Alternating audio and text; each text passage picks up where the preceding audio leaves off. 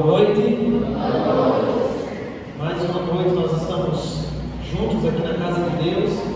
Abriremos a sua palavra, tentaremos extrair lições para a nossa vida prática.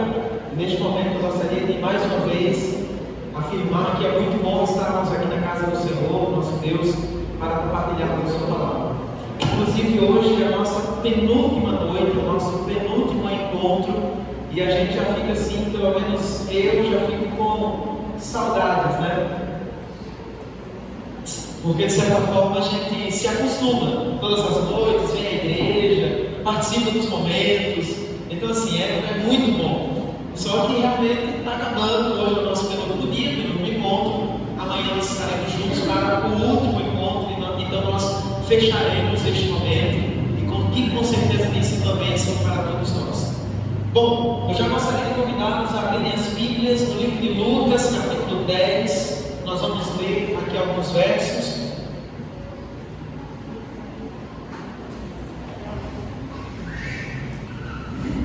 Lucas, capítulo 10, a partir do versículo 30.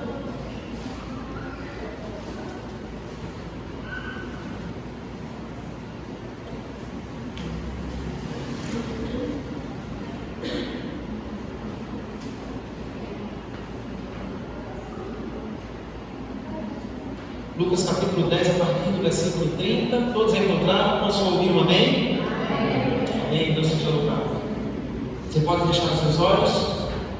Vamos orar. Querido Deus e Pai, e mais uma noite nós estamos aqui na Santa Casa de Oração. Neste momento, ó Deus, nós abrimos a Tua Palavra e com os olhos fechados nós elevamos uma prece ao Senhor, pedindo para que da mesma maneira que o Senhor tem falado conosco ao longo dessas noites, o Senhor também hoje, de maneira especial, fale às nossas mentes e aos nossos corações. Neste momento, ó Deus, a minha oração, mais uma vez, é para que o Senhor me use como instrumento em Tuas mãos.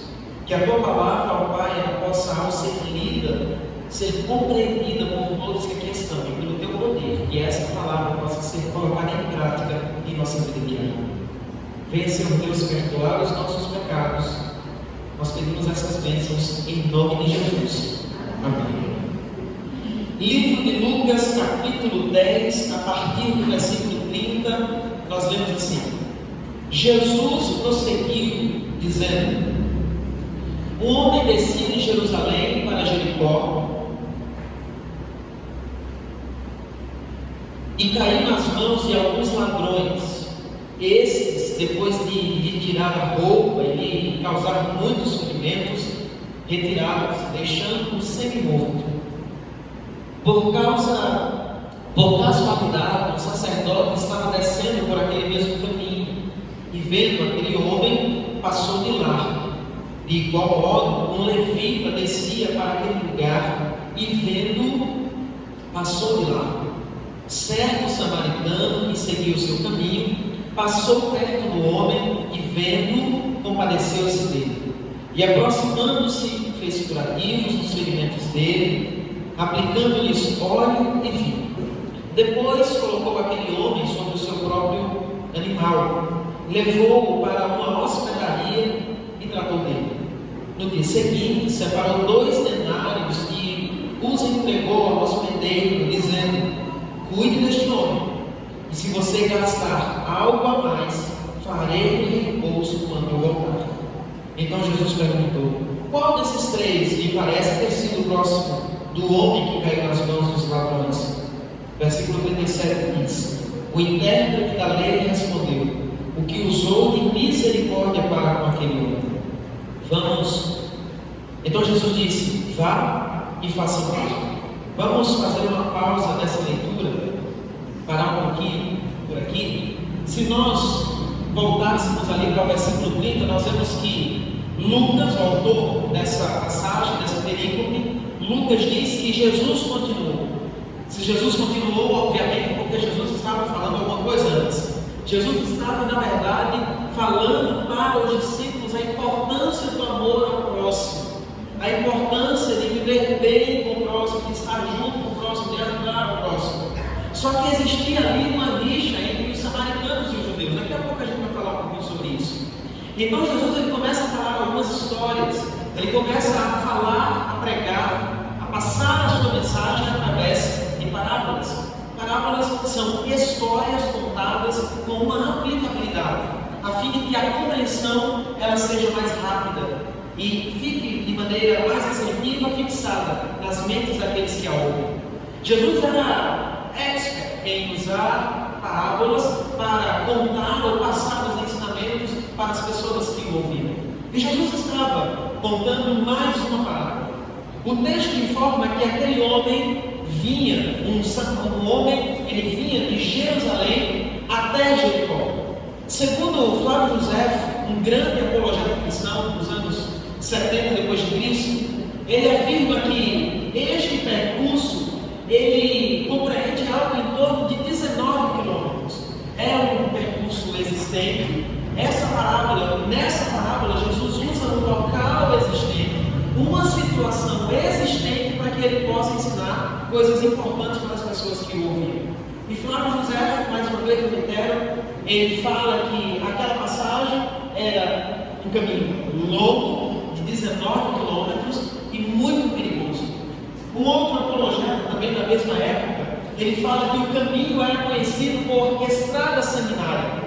E esse caminho era conhecido por este nome, obviamente, porque muitos assaltos aconteciam ali. Era comum, muitos assaltos, muitas pessoas sendo machucadas, feridas, até mortas naquele local. Então era conhecido por muitos. Agora a pergunta é, nós já fazemos. Se esse caminho era um caminho perigoso, se esse caminho era um caminho relativamente longo, de Jerusalém a Jericó, 19 quilômetros, se é um caminho seminário, por que então passaram por ele um homem que foi assaltado, um sacerdote, um levita e até mesmo um samaritano? Por quê? Alguns comentaristas bíblicos, grandes teólogos, dizem que o motivo era a pressa. Eis o motivo para que um homem pudesse passar pelo caminho seminário. Só que tem um detalhe: era pressa porque aquele caminho, mesmo sendo perigoso, era o caminho mais curto de Jerusalém até Jericó. Para que eles pudessem chegar a Jericó e gastar menos tempo, eles então faziam esse percurso, que era o percurso mais rápido. A pressa fez com que aquele homem passasse naquele caminho. A pressa fez com que um sacerdote, um levita e um samaritano também passassem naquele caminho, a fim de que pudessem chegar mais rápido ao seu destino, a fim de que pudessem concluir os seus planos de maneira mais rápida. Nem sempre a maneira mais rápida é a maneira mais eficaz ou a maneira mais segura para se chegar ao clímax que se deseja. Nem sempre é assim. E essa história fala um pouquinho sobre isso. A pressa, inclusive, faz com que esqueçamos de algumas coisas. Por exemplo, muitos cristãos, na atualidade, muitos de nós, por conta da pressa, temos nos esquecido de ler a palavra de Deus, ou melhor, de estudar a palavra de Deus. A pressa faz com que façamos as coisas de qualquer maneira. A pressa faz com que esqueçamos de ver os pequenos detalhes. E eu pergunto para você: quando foi a última vez que você leu a Bíblia? Quando foi a última vez que você estudou a Bíblia? Eu vou trocar ler para estudar, porque às vezes nós podemos ler alguma coisa e depois a gente é perguntado e a gente nem sabe mais do que leu. Mas a pergunta é: qual foi a última vez que você parou para estudar a Bíblia? Eu não falo em simplesmente servir a igreja e juntos abrirmos aqui um texto bíblico e lermos uma passagem pequena conhecida como perícope. Não é isso, eu estou falando disso. Eu estou falando de um estudo mais detalhado acerca da Escritura. Aquela leitura que a gente faz e pausa, e lê, e tenta entender, e não compreende, e volta para a leitura de novo, e tenta entender o que ela está querendo dizer. Sabe, esse tipo de leitura, que é uma leitura com estudo, aquela leitura que a gente faz e não entende a palavra, e vai no dicionário, e procura entender, e depois vai conhecendo a história para poder entender um pouquinho o contexto pelo qual aquela história foi criada, foi citada, foi inserida. Esse tipo de leitura que eu estou falando,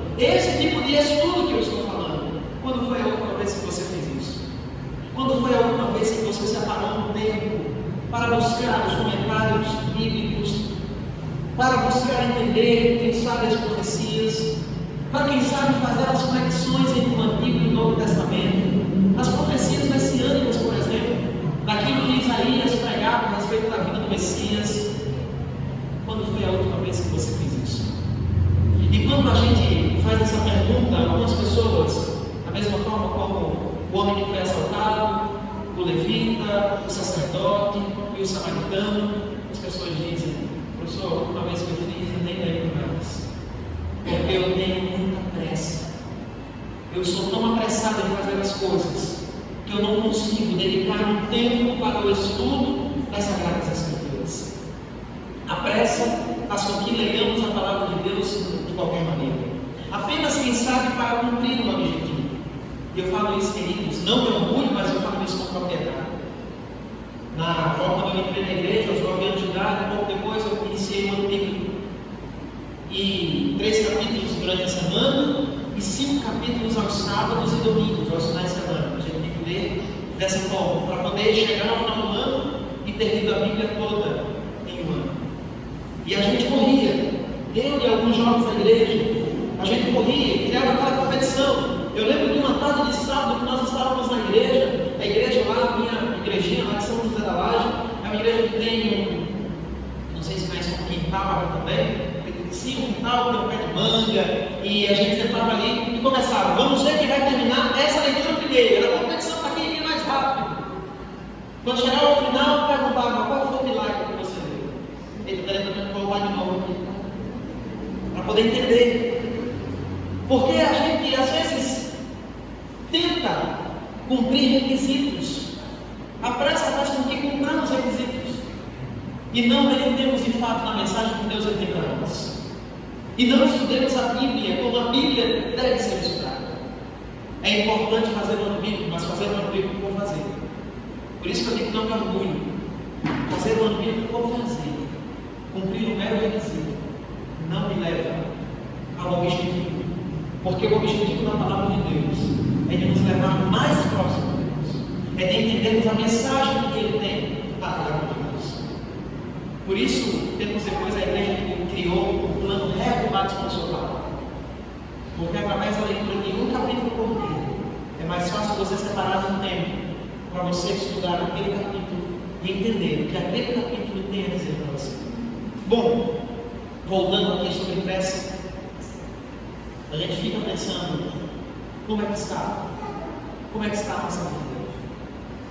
Como é que está a sua pressa pela manhã? Acorda, escova os dentes, toma banho, faz o café da manhã, toma o café da manhã, vai para o trabalho e não dedicou nenhum tempo para ler a palavra de Deus. Cuidado com a pressa, porque a pressa acaba levando você a lugares ou há situações em que você não queria estar, tanto lugares como situações. Cuidado com a pressa. A pressa faz com que não dediquemos o tempo necessário e de qualidade com a família. A pressa faz com que não nos dediquemos completamente à família. E eis um outro ponto importante que precisa ser muito bem observado. Porque a família é uma instituição divina, uma instituição criada por Deus.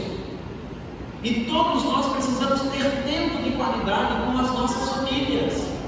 Precisamos gastar tempo com as nossas famílias, da mesma forma que a gente gasta tempo com a palavra de Deus, ou deveria gastar tempo com a palavra de Deus. Nós precisamos gastar tempo com a família. É importante ter tempo de qualidade com a família. E a gente precisa observar este ponto. Se a gente tem defraudado esse tempo, se a gente não tem dado devida atenção, é preciso repensar, realinhar, refazer a rota e começar esse novo projeto. São pontos que precisam de atenção, porque a pressa, já dizia o ditado, é inimiga da perfeição. Olha como você sabe. A pressa é inimiga da perfeição. E se eu quero ser perfeito como meu Pai é perfeito, e quando eu digo Pai, me refiro a Jesus Cristo, porque foi Ele que disse isso. Se eu quero ser perfeito como Ele é perfeito, Então eu não posso ter pressa. Então, quando eu estudar a palavra de Deus, eu não posso ter pressa. Quando eu dedicar tempo para a minha família, eu não posso ter pressa. Eu preciso ter tempo de qualidade. E como este ponto ele tem sido negligenciado por nós cristãos. E nós precisamos observar isso. Implicitamente, Jesus estava falando isso quando ele estava contando essa história para aquelas pessoas. Porque tudo isso estava envolvido. E o interessante da história é que aquele homem, pela pressa, foi para aquele local e ele foi assaltado. O sacerdote e o levita, no texto, eles passaram de largo, ou seja, passaram pela outra margem, passaram distante daquele homem.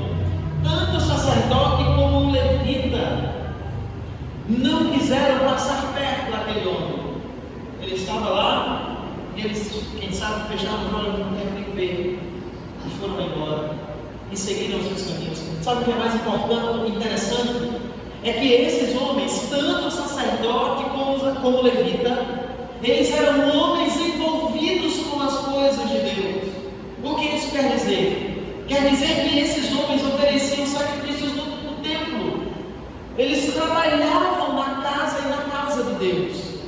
Esses homens estavam envolvidos e, embora servindo a Deus, sem a visão quanto a necessidade deles ficar próximo de curar-lhes as feridas. Estava lá, mas a visão totalmente deturpada. Sabe o que isso quer dizer? Que estar em contato com os assuntos de Deus não significa necessariamente que você experimentou a transformação que Ele propicia. Simplesmente vir à igreja não significa necessariamente dizer que você experimenta aquilo que somente Ele pode te proporcionar. Mas eu já vou à igreja aos sábados, e essa semana então de oração, eu vim todas as noites, acho que eu ganhei uns pontinhos a mais. Vir aqui, queridos, sentar no banco, ouvir os louvores, participar do momento congregacional, do louvor congregacional, ouvir uma mensagem bíblica, não significa necessariamente que você experimentou a transformação que somente Ele é capaz de proporcionar para você. É preciso mais. O relacionamento com Deus, inclusive, ele vai além do contato que nós temos com Ele aqui na sua casa. E digo mais, estar na casa de Deus é simplesmente um complemento daquilo que você vive diariamente com Ele. Erroneamente, muitas pessoas, eu vejo muitas pessoas dizendo que eu preciso ir à igreja porque eu tenho que me encher de Deus, eu tenho que me encher do Espírito Santo, eu preciso me encher. Eu digo erroneamente porque nós não viemos à igreja para nos enchermos, nós viemos à igreja e na igreja nós recebemos gotas, apenas gotas. Nós viemos à igreja para transbordarmos. E só transborda recebendo uma gota aquele que já está cheio.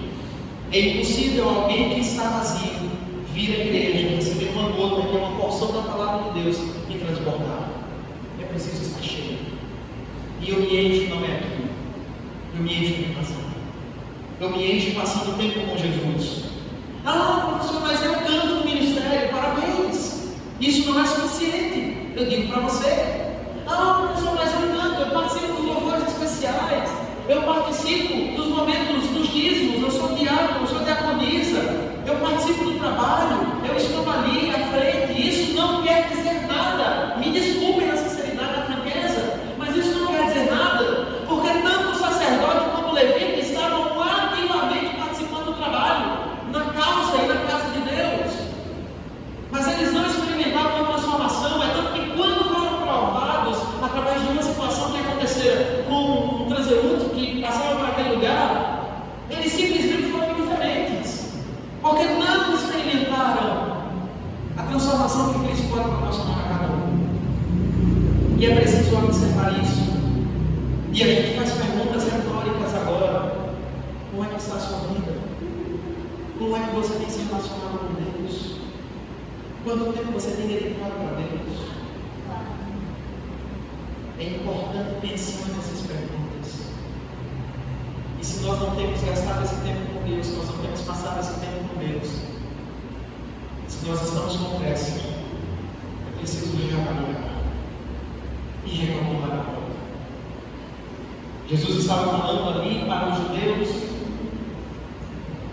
e diante daqueles judeus que passaram, inclusive, perto e decidiram passar de lado por aquele homem que estava assaltado, Jesus conta que um samaritano, ele vê aquele homem, ele vai até aquele homem ferido, ele dá o bálsamo para aquele homem, leva o homem para a hospedaria e diz ainda mais: se você gastar alguma coisa com ele, eu restituo tudo que for necessário. Porque existia uma rixa, uma briga entre os samaritanos e os judeus. Porque eu acredito que vocês já saibam, mais ou menos para recapitularmos aqui, judeus e samaritanos eram povos de Deus. Porque na verdade, antes de os reinos serem divididos, lá no Antigo Testamento, tanto Israel, o reino do norte, como Judá, o reino do sul, eles faziam parte todos de um único país, de uma única nação. As 12 tribos estavam juntas.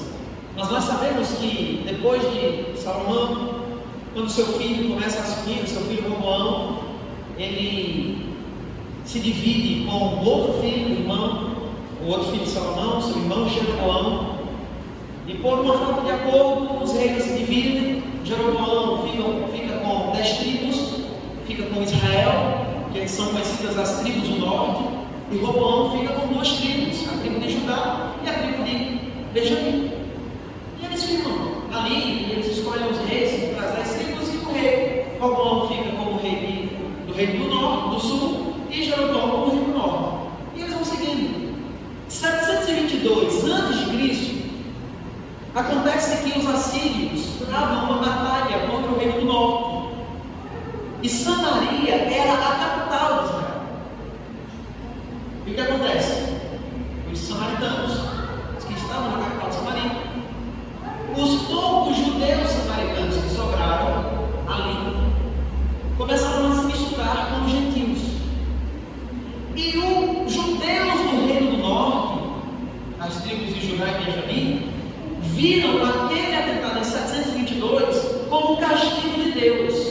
Então os judeus acharam que os samaritanos estavam sendo castigados por Deus. E como eles estavam sendo castigados por Deus, os judeus não podiam se aliar aos samaritanos. Então os judeus e samaritanos não se davam bem, porque eles achavam exatamente isso que eu acabei de mencionar para vocês. E aí vem Jesus e diz assim: não é isso. Jesus usa, na verdade, de propósito, um samaritano na palavra, porque os que se achavam bons, quem era que se achava bom ali? Os judeus do norte, ou melhor, os judeus do sul, sacerdotes e levitas, porque eles achavam que Deus tinha castigado Israel. Não tiveram tempo para socorrer o ferido. Mas aquele considerado como imundo, no caso o samaritano então parou para que pudesse socorrer aquele homem. Por isso que, de propósito, Deus usa um samaritano na história, para poder ensinar uma lição aos judeus. Os judeus que se achavam os caras, os judeus que se achavam os maiorais, os grandiosos, os que não têm erro, os que estão na causa do Senhor, os que estão na frente do trabalho, e acham, inclusive, que já são salvos, e que os outros estão perdidos, e que não têm salvação. Trazendo uma aplicação simples, nós não estamos fazendo uma aplicação exegética, mas é uma aplicação simples. O samaritano ele pode ser eu, pode ser você, pode ser todo aquele que ajuda.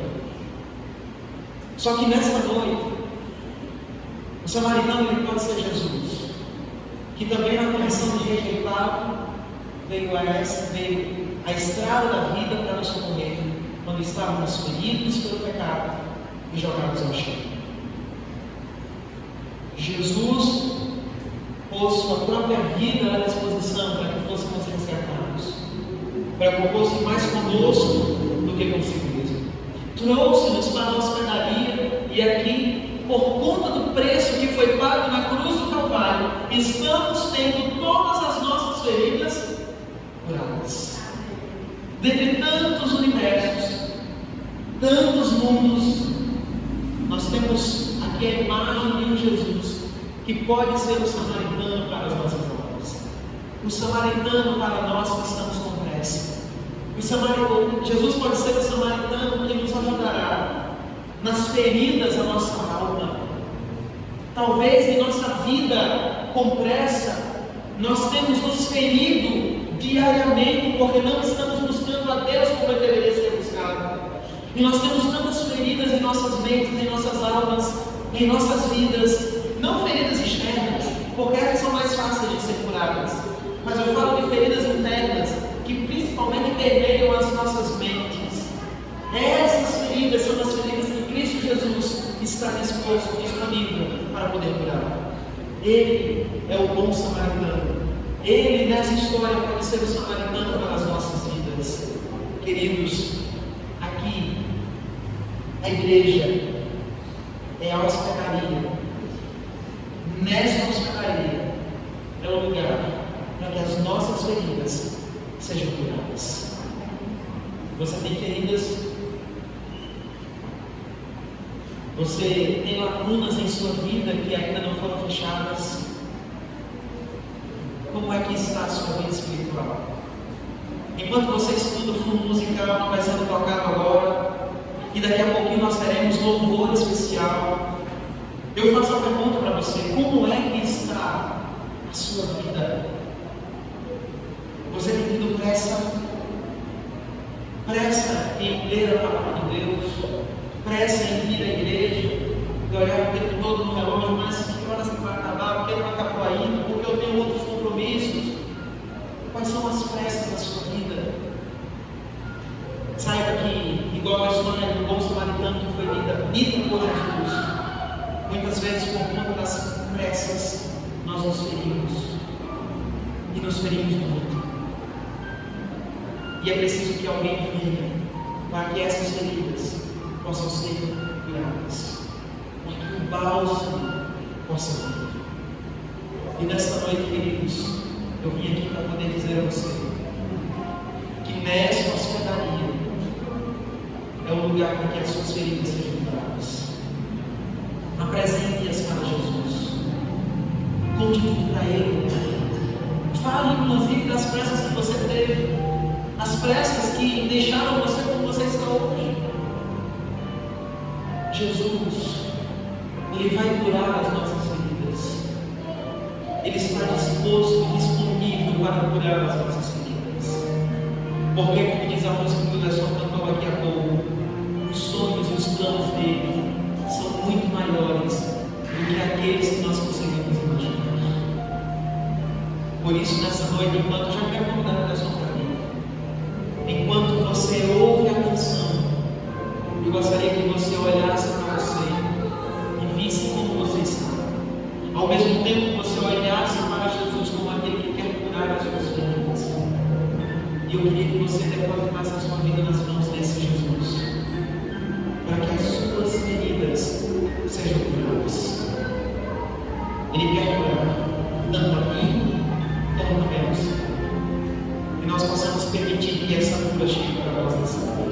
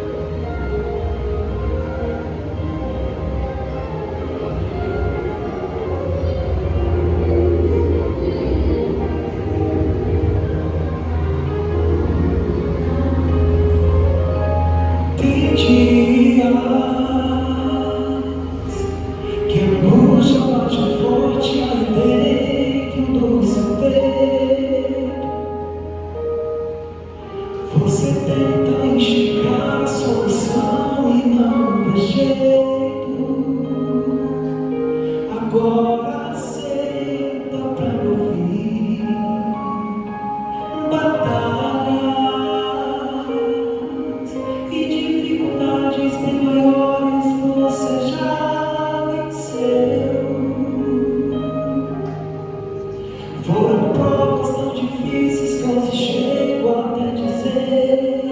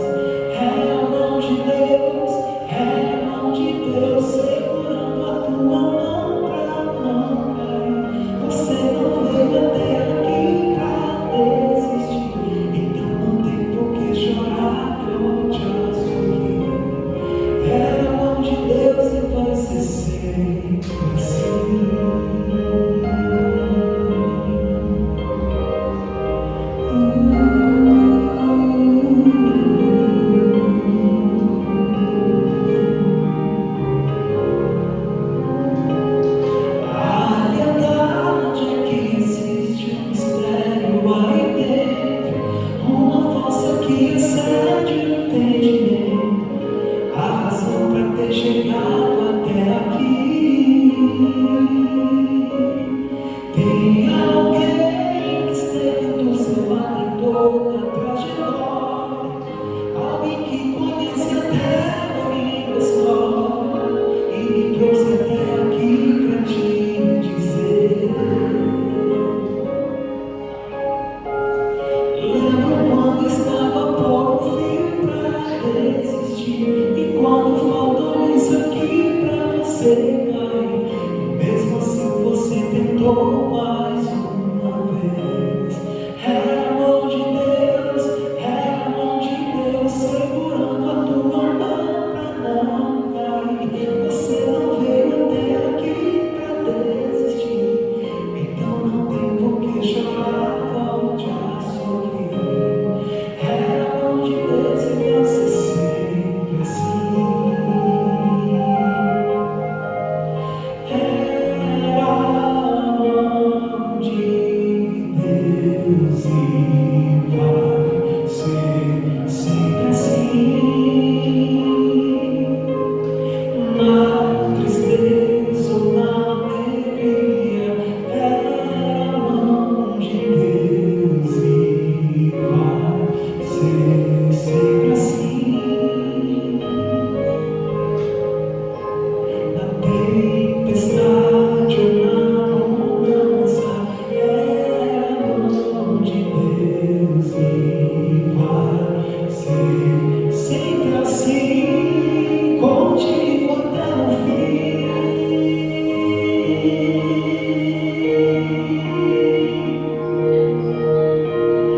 Lembra quando estava por um fio pra desistir, e quando faltou isso aqui pra você cair, mesmo assim você tentou mais uma vez. Era a mão de Deus segurando a tua mão pra não cair. Você não veio até aqui pra desistir, então não tem por que chorar, volte a sorrir. Era a mão de Deus e vai ser sempre assim. Era a mão de Deus.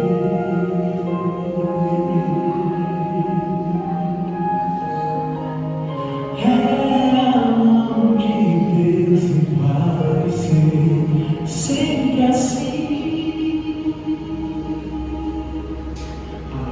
Amém.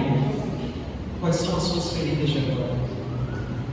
Traze-as para Cristo, porque aqui é a nossa hospedaria passageira, mas daqui a pouco nós estaremos em nossa hospedaria, que não passará, pois será uma hospedaria celestial. Sempre foi a mão de Deus.